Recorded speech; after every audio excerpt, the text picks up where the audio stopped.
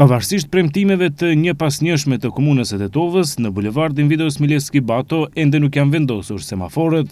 Kryqëzimi te kazerma e qytetit dhe te kontrolli teknik i vjetër mbetet një nga pikat më të rrezikshme për kalimtarët.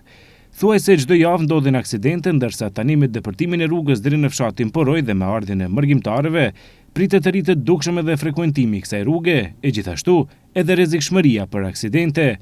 Nga komuna e Tetovës japin edhe një premtim tjetër. Zëvendës kryetari Albi Qamili thotë se shumë shpejt do të rregullohen semaforët e xhamia e Larmit te gjykata e Tetovës, por edhe në Video Smileski Bato. Brenda këtyre ditëve, nesër pas nesër maksimum deri në fund javës, ne do të kemi montimin e semaforëve të parë, gjithsesi tek bulevardi I Linden tek xhamia e Larme.